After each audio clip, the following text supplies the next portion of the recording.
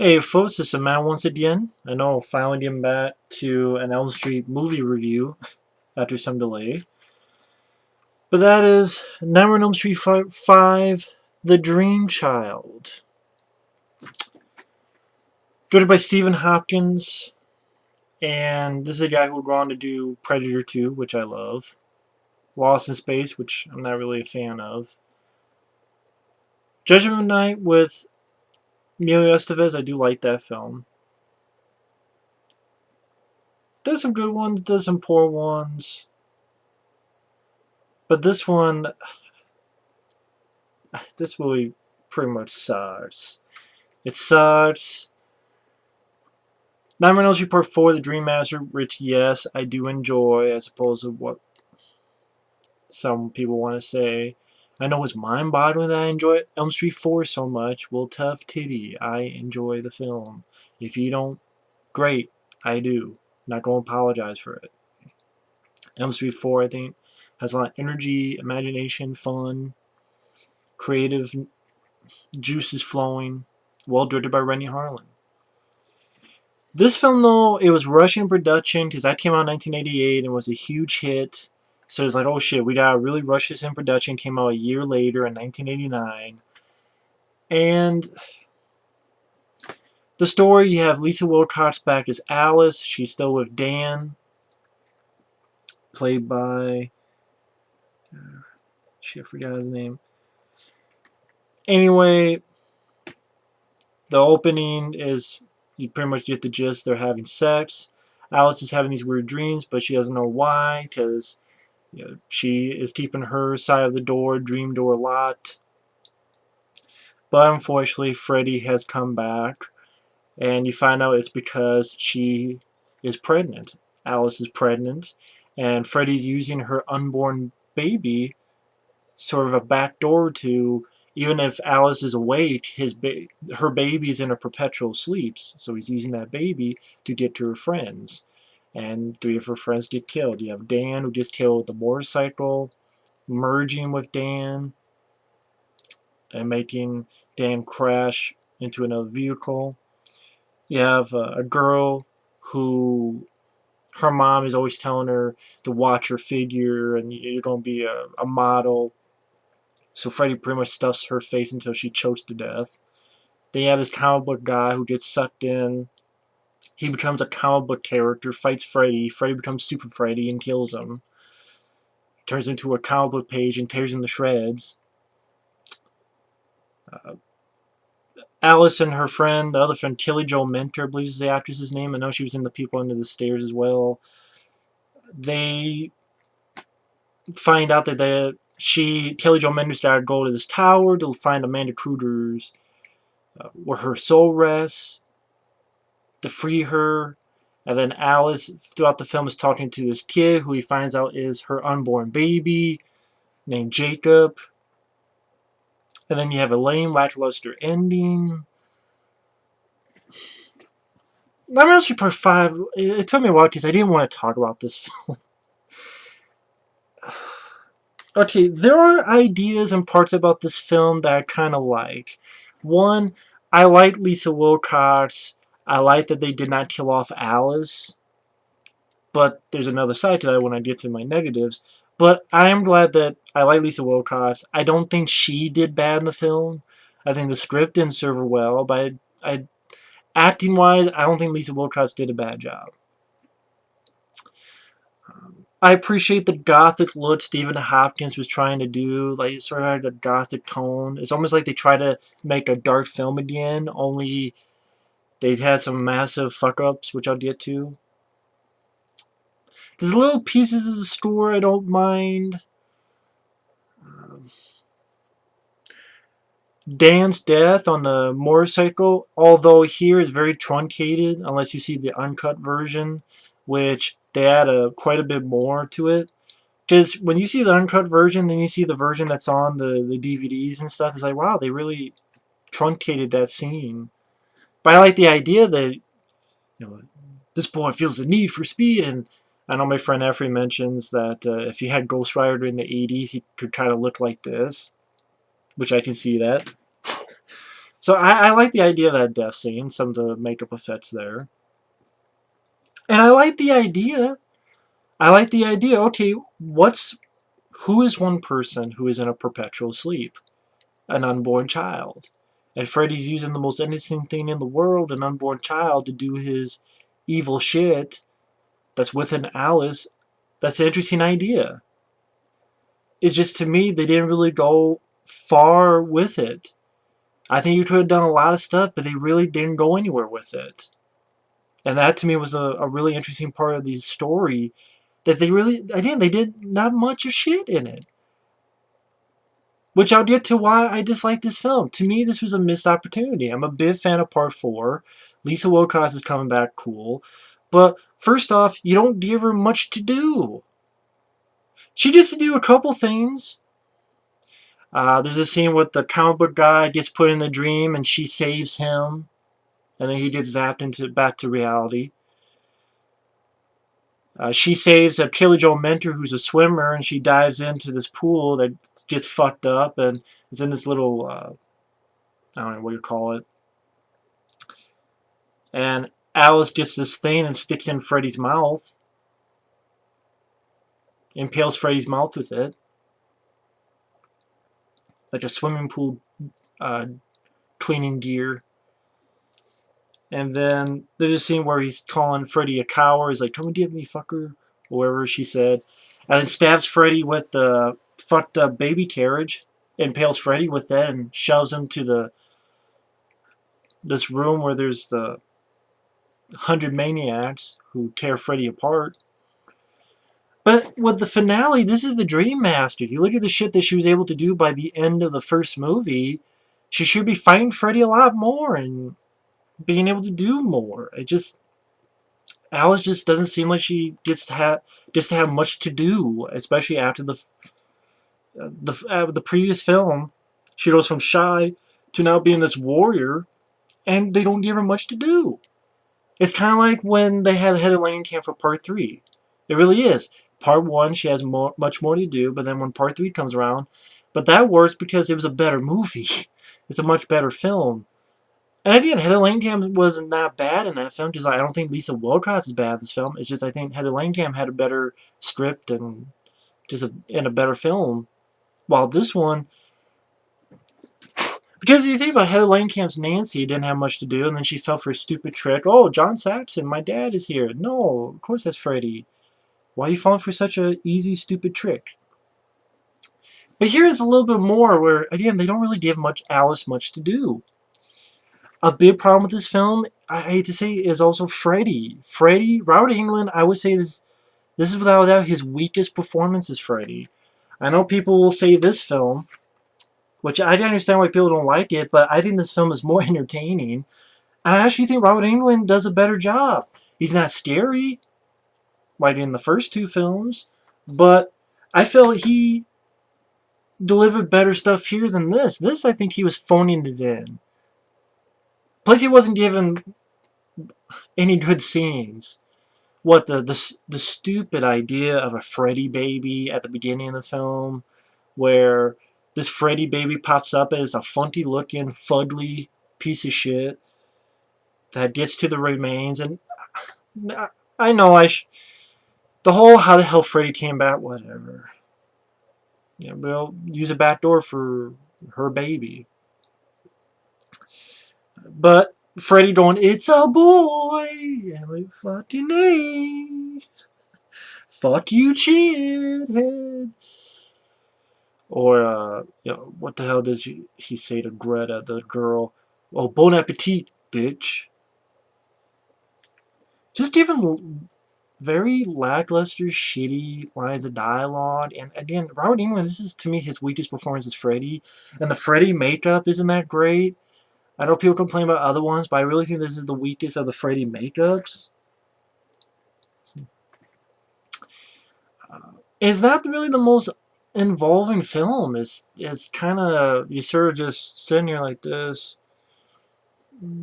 Okay, it's the dream sequences are not that interesting for the most part. I mean, I would give Dan's death on the motorcycle, but it's still hurt by it being truncated by the MPAA, American Puto Association of Assholes. But the other death scenes are not much. I mean, Greta's death scene, I know that got truncated because Freddy was stabbing her and feeding her own stomach shit. But here it's like Freddy just stuffs a couple stuff in her mouth and her cheeks like, and then she chokes to death. One of the lamest deaths in the whole franchise. Maybe the lamest. And then the comic book guy, it's a black and white, and Freddy's on a fucking skateboard. And then the guy becomes this really shitty comic book hero with a goofy ass voice and even goofier as shit music playing in the background and shoots Freddy. Then Freddy comes back. I think that's Michael Bailey Smith. I think it was in the Hills of Eyes remake and also the sequel to it. I think he's actually at the beginning of the film in the sex scene. You see like little close-ups. I think he did the Dan role. I think I remember that in the documentary. But he played the Super Freddy. I believe that was him. Was that him? I think it was. I could be wrong. I could be wrong, but I believe it was. And, the line, faster than a bastard, like faster than a local madman, stronger than a bastard maniac. I don't give a fuck what the line was.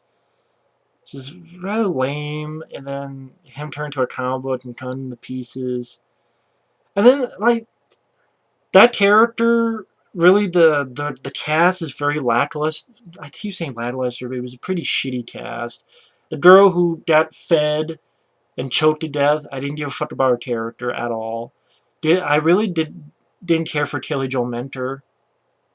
At times, she was I thought she was a bitch.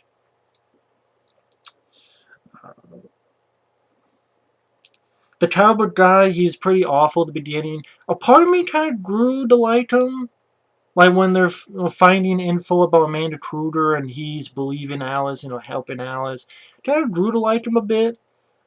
But of course, when I kind of start to like him, he dies. I think it would have been more interesting if he lived and the Kelly Jo Mentor died. It's just me. The kid, I will admit, in the past, I've been kind of mean to this kid in the film, but watching it again, I thought he didn't do a bad job, the kid. I don't think he did a bad job. I probably prefer him to the kid in Wes Craven's New Nightmare. He didn't do too bad of a job. Watching it again. But the whole thing with Amanda Kruger, and it didn't make sense to me because she was in part 3 talking to Craig Watson's character. So she's able to talk to Craig Watson's character, but yet now, you have to find this tower to free her soul. Her soul was free in part 3. So the script, and not going further, like there's an interesting idea where the comic book guy says, well, there is a way. Have you ever thought of keeping the baby? Because, no baby, no dreams. And she's like, no, I can't do that because, it's her baby. It's something that her and Dan, it's her baby. But they didn't go further. They just brought up in one scene and dropped it. But that's an interesting idea. Think about it. Okay, this girl has to choose between, okay, without the baby, my friends will be safe. But I'm killing my baby. You're still murdering someone. And it's an unborn child. On the other hand, you could save your friends, but if you keep your baby, now your friends are in danger. That's a predicament that could have been a bit more interesting. Like you could have played up that a lot more. You could have done stuff with that idea. And they really don't do anything with it. And then the film at times feels slow and at times feels boring. Like I said, the dream sequences are not that interesting. It's a bunch of corridors and being in this insane asylum. It really wasn't that interesting. The whole sequence where it's like Alice is chasing her kid and Freddy's chasing the kid. It's like some are upside down, then they're over here, then they're down there. Really, I didn't give a fuck. It didn't really interest me. That whole little foot chase scene. And then, like, Alice doesn't get to do much at the end because the kid tells her that, it's inside you. And then I don't know what the fuck happens next. Does Alice purge herself from Freddy, or has Freddy just decided to get out of Alice at that point? Or is Alice trying to push Freddy out of her? What the fuck is going on when her face starts fucking up and then Freddy's coming out of her face? What's going on in that scene? Is Alice forcing Freddy out of her body? Or is Freddy just fucking with her? What's going on in the scene? I don't know. They don't specify enough. And then, how do you kill Freddy? Oh, let the kid puke on him to death. Super puke on the Freddy. I'm like, what? What? And I guess Amanda Kruger is going to keep Freddy's soul, Freddy in her. It ends with, okay, I like that the dad character is not so much of an asshole. Of the dad character, I'm talking about Lisa Wilcox's dad, his character, who was a drunk asshole in the previous film. I like the fact, okay, he's sobered up, he's getting help, he's much nicer. There's a moment he sticks up for his daughter when the parents of Dan come by and they say they're thinking of taking away the baby when it's born. And Alice's father sticks up for her. I like that. Okay, I like that. So there's little bits I like, but the kills... You have 3 kills, and 2 of them suck ass. Or aren't much to know about. Lame, boring dream sequences. And the rest of the dream sequences aren't much. And then the Dan death scene is truncated by MPAA. And then Freddy, Robert Englund, I swear he was phoning it in. He has the worst makeup job of the franchise. Well, I'm not counting the remake. I mean, without the remake, I would have said this is my least favorite. Meaning this is the one I like the least. Or, in other words, the worst. But I would still watch this over the remake because I think this does have a couple of decent ideas. But they don't go, not even try to go further enough. Oh, another thing that sucks, the soundtrack. There's not a single song in this fucking movie I like. The fucking rap song suck. What the fuck is that? The end credits? By the end of my ass, that's how much it stinks. So Lisa Wilcox given nothing to do because of the fucking script. She has a handful of moments, but not nearly enough.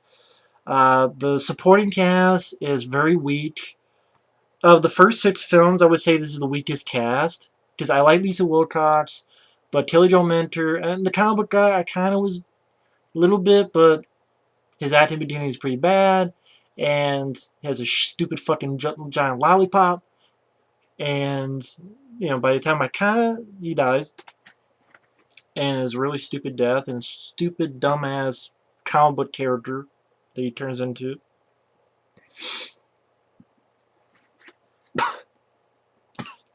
Shitty soundtrack. A lot of stuff that sucks in this movie. And that's why this is more of a rant, because to me it could have been decent. Or it could have been good. But this doesn't have the energy and, in my opinion, the imagination of part 4. It's like the look of the film is trying to be dark, but then Freddy fucking ruins it because he has a really shitty line of dialogue, he has a shitty joke, or a phoning it in performance. Or maybe Robert Englund was just tired. Because he did part 4, then around this time he's got the Phantom of the Opera movie he did. He directed a movie, 976 Evil, or... I'll be honest, I don't know when that movie was directed. So maybe he did that before, I don't know. But I have to think by this time he was getting tired. And he seems tired. So and a script that had decent ideas, but at the end of the day was pretty damn weak. And the ending is he got puked to death.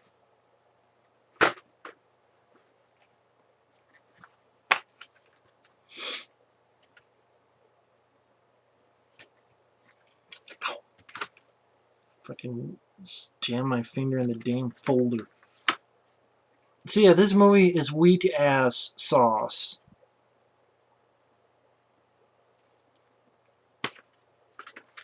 you're wondering, this is what the disc art looks like. Not even much home run, home run. And it's such that this kind of got more of a pass on that documentary than Part 2. Part 2 is miles better than this film. Because Part 2, at least, Freddy was scarier and more interesting, had better lines of dialogue. Mark Patton, I thought he did a much better job than the people in this flick. It's Kim Myers, Robert Russler is a better cast, better score. I mean, again, there's teeny parts of the score I don't mind, but I think as a whole, it's one of the lesser scores. I thought like the score in Part 2 by Christopher Young's much better. Um, Granted, there's not much kills. You could probably say there's, well, actually, I can't say that because Freddy fucks people up at the party. Yeah, not much for imagination because he's slashing people. But hell, at least Freddy's, more intense than this one. He's. I know people say he's a joke in this, and I understand it. Believe me, I understand. But to me, this is the when he's the ultimate joke, because none of this shit is funny. But yeah, anyway, that's my review rant on Nightmare on Elm Street Part 5, The Dream Child. It's a disappointment. Coming after Part 4, I think it could have been a decent film, but they rushed it. They didn't hold back. They're like, wait a minute, let's think about this. Let's flesh some shit out. Let's get some... Let's not have a shitty soundtrack. Let's give Alice some more shit to do, especially at the end. Let's not have it so Freddy dies from being puked on by a kid. But at least, I'm at least glad they did not kill off Alice, because almost everyone else got killed off who's been in a previous film. So I'm glad that Alice at least, since they're not making any more of these films, at least Alice lived, which is cool. But anyway, Nightmare on Elm Street Part 5, of the Robert Englund ones, to me it's the worst. It's definitely the one I watched the least amount growing up, and there's a reason for that. But yeah, I mean, there are some things I don't mind, but as a majority, it's pretty lame. But that's just my opinion. Either way, thanks for watching, take care, and stay tuned for another review.